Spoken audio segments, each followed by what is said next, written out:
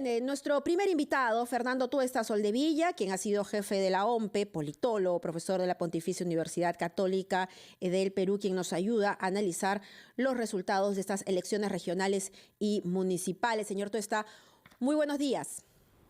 ¿Qué tal? Buenos días, gracias por la invitación.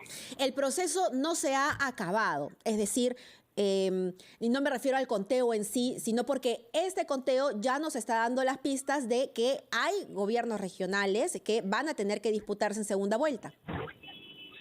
Sí, hay segunda vuelta en elecciones regionales desde el 2010. Las dos primeras elecciones regionales, 2002 y 2006, no las hubo. Se introdujo este mecanismo para el caso del gobernador y vicegobernador. Y esto ha traído algunas consecuencias que ahora paso a señalar, pero antes, efectivamente, ya está casi confirmado que al menos en 9 regiones habrá una segunda vuelta. Vale decir, ningún candidato logra superar el 30% de los votos, que es el umbral que exige la ley para ganar en primera vuelta, ¿no? Lo que pasa es que acá hay una confusión. Los consejeros se eligen en primera vuelta y solo en primera vuelta, y si bien es cierto aparecen en lista, cada uno representa una provincia. ¿Qué consecuencias trae esta segunda vuelta? De mi punto de vista, mal diseñado, es que, a diferencia del alcalde, que siempre tiene mayoría y que obtiene, cualquiera sea su votación, la mitad más uno de los regidores en cada municipio, en el gobierno regional, con esto de la segunda vuelta, aparecen gobernadores que no tienen mayoría, y esto es un problema. Y este es un problema. Y ese es el problema que van a tener muchos gobernadores y al separar, me refiero, por un lado, la elección de gobernador y vicegobernador, y por otro lado, la lista de consejeros regionales. Esto es lamentable porque esto crea problemas en la misma gestión de los gobiernos regionales. De acuerdo. Si hacemos una analogía, es como lo que pasa con las presidenciales, digamos, no en la manera de votar, sino tener un presidente que no tiene una bancada sólida en el Congreso de la República. Entonces, las decisiones que pueda tomar se podrían ver obstaculizadas por una oposición en el Consejo Regional. El símil en parte es certero, pero siempre es así la diferencia en todos los países, porque estamos hablando de un ejecutivo y un legislativo. En este caso, los consejos no son estrictamente un legislativo, pero sí pueden operar en obstruir una gestión. Los municipios y los gobiernos regionales son pensados justamente, básicamente, como ejecutivos. Tienen indudablemente un nivel de control, pero ese nivel de control no debiera llevar a obstruir. Entonces, ¿qué ocurre con los gobernadores? En muchos casos tienen que construir una mayoría, y estas mayorías no las construyen así nada más. Muchas veces lo que hacen entonces es provincializar el presupuesto para generar aliados al interior, lo cual no es necesariamente bueno, y repartir. Y entonces la región, que debió ser un espacio mayor, un espacio de integración mayor, se convierte al contrario, en su contrario, en la fraccionamiento de mucho de lo que hace el gobierno regional. Pero bueno, esto es también, me refiero a no superar el 30%, el bajo apoyo que reciben muchas candidaturas y en general lo que estamos viendo en nuestro país, salvo excepciones. Lo hemos visto también en los distritos de Lima. Repito, el fraccionamiento es producto también, y a su vez produce, digamos, un tipo de representación que es difícil de llevar adelante en el momento en que se tiene que cumplir las funciones. Por otro lado, también hemos visto cómo se compran voluntades, ¿no? Desde los gobernadores regionales hacia los consejeros, en el caso de Arequipa, por ejemplo, claro, ¿no? pero por eso, ¿no? Si tú tienes una mayoría, no tienes que estar necesariamente haciendo este tipo de de prácticas. Ujú. Acá se convierte, repito, en casi una necesidad, ¿no? En este análisis respecto a los resultados de las elecciones regionales y municipales, ya se ha hablado entonces de, digamos, la debilidad de los partidos nacionales, cosa que no es nueva, por cierto. Pero cuando regresemos de la pausa, hablemos precisamente de estos movimientos regionales y cómo es que finalmente estos deberían fortalecerse e institucionalizarse, porque muchos de ellos solo se presentan para esta u otra elección y de ahí mueren. Su tiempo de vida es muy corto, ¿no? Y lo que se necesita es precisamente una mejor y mayor representación. Le pido por favor a Fernando Tuesta que nos espere un par de minutos, son las 8:15, escuchamos a los anunciantes y volvemos. Mabel Huertas lo acompañan hasta las 10 de la mañana, pues analizando junto a especialistas la coyuntura nacional. Omar, muy buenos días. ¿Cómo estás, Mabel? Muy buenos días. Y efectivamente estamos conversando con Fernando Tuesta, analista político, jefe además de la OMB, profesor de la Universidad Católica. Señor Tuesta, a ver, para continuar con este tema de las segundas vueltas y tratar de entender si el panorama electoral está cambiando, ¿cuántas segundas vueltas o en cuántas regiones se va a pasar a segunda vuelta? Y si estamos frente a un número mayor de lo que tuvimos hace 4 años. Son 9 hasta ahora, por confirmar, que pasan a la segunda vuelta.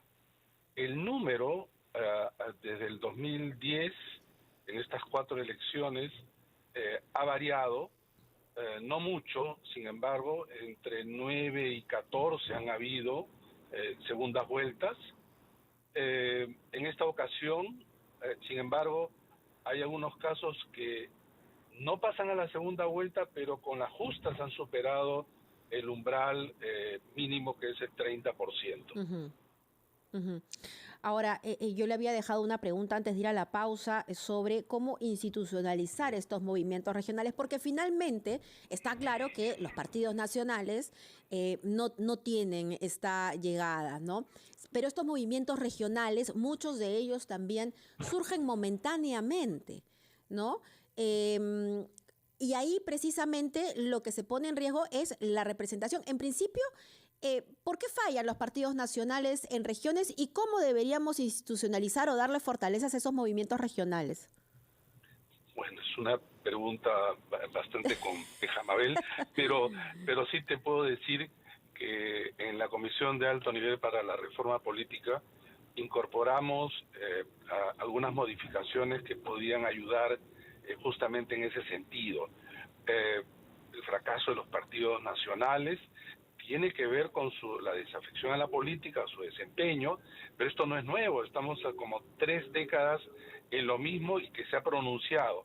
Entonces, los movimientos regionales, para empezar, no son regionales. Uh-huh. Hay que acordar que la región era justamente un concepto que tenía que ver con un procedimiento, o sea, era el fin de un procedimiento en donde se confluían espacios mayor que los departamentos. La región era la suma de 2 o más departamentos contiguos. Esto fracasó en el 2005 con el referéndum regional. Entonces llamamos regiones a lo que siempre han sido departamentos. Uh-huh. Y entonces los movimientos así creados lo son solamente departamentales. Uh-huh. No existe en el Perú, por ejemplo, un movimiento realmente regional del sur andino. Uh-huh. O del oriente peruano, o del norte, ¿no? O del centro del Perú. No existe. ¿Por qué? Porque hay demasiados incentivos para permanecer en sí mismos. Hay, en realidad, espacios de poder mucho más, digamos, apetitosos en aquellas instancias, y como tú bien has dicho, en realidad son vehículos electorales. Los problemas que tienen los partidos nacionales se reproducen incluso en mayor envergadura a nivel de esos espacios así llamados regionales. Es decir, por ejemplo, señor, son organizaciones altamente personalistas, no tienen casi organización, y lo que hacen, y así les ganan a los partidos nacionales en muchos casos, además que estos ya son débiles, en que reclutan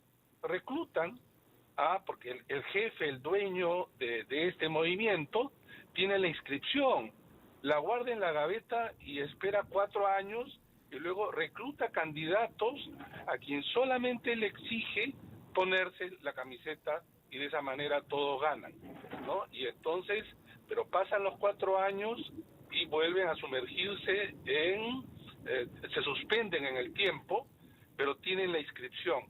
En la Comisión de Alto Nivel presentamos una propuesta para la pérdida de inscripción y que sin embargo el mismo Congreso de la República la ha dejado suspendida a su vez y que no se aplica en este caso.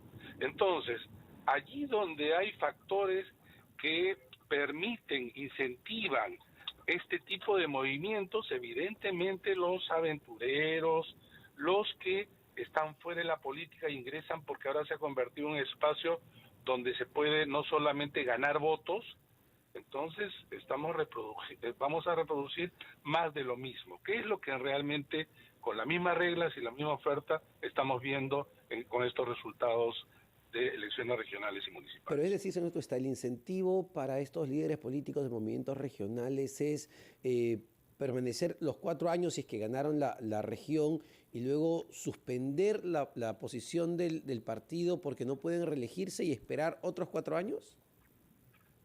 Bueno, el partido no se reelige, o el movimiento no se reelige, pero pueden pasar, como ha ocurrido y lo hemos visto, de haber sido, por ejemplo, gobernador, ahora a candidato a la alcaldía provincial o a la inversa, tratando de hacer, y no está mal, carreras políticas, pero ese es por el lado del movimiento regional. Pero hay otro tema, que son los líderes regionales que en realidad cambian de camiseta, lo que antes llamábamos el transfugismo. Sí. Lo único excepcional es que alguien se mantenga en una misma organización. Ahora, todo es el fenómeno de pasar de un lado a otro, porque no existen fidelidades en organizaciones, porque estas tampoco se construyen sobre esa base de identidades programáticas o antes también ideológicas. Otra cosa que también preocupa, y ya que hablamos de estos movimientos regionales, sus debilidades, tanto como de los partidos políticos, es los filtros que tienen, ¿no? Porque nuevamente cuando revisamos este cuadro de quienes van a una segunda vuelta, vemos inclusive que hay competencia entre personas que tienen denuncias y que tienen investigaciones. Es el caso de Pasco, el caso de Moquegua. A ver, ahí son 2 cosas, ¿no? ¿Cómo? De Tacna. De Tacna también. Ahí son 2 cosas. 1, el movimiento regional, ¿no? Y 2, también los electores. O sea, el problema es de ida y vuelta. Bueno, existe también en la votación un pragmatismo. Algunos electores probablemente sí conocen de estos antecedentes y a pesar de ello votan, porque quizá dicen, bueno, esta frase cínica y penosa de roba pero hace obra, sí, ¿no? Pues. Que está en un sector instalado. Y porque además la otra oferta, las alternativas, no son para el elector probablemente viable. Ahora, esto lamentablemente, como tú bien has dicho, no solamente se ha instalado, sino se reproduce pues de manera ya alarmante. Pero las reglas digamos, posibilitan, las normas lo posibilitan, porque también es cierto que no puedes estar excluyendo de manera tan, digamos, fácil en un buen sentido. El marco normativo excluyente en el Perú es uno de los más rigurosos de América Latina. Nosotros estamos excluyendo o impidiendo la postulación de sentenciados en primera instancia, cosa que no ocurre en muchos países. Y no vamos a decir que nuestro país es el más corrupto de toda América Latina, de ninguna manera. Perfecto, muchísimas gracias, señor Tuesta, por esta entrevista. Fernando Tuesta, expresidente jefe de la OMPE, profesor de la Pontificia Universidad Católica del Perú. 8:28 de la mañana. Vamos rápidamente a escuchar los titulares de la media hora. Venimos con más.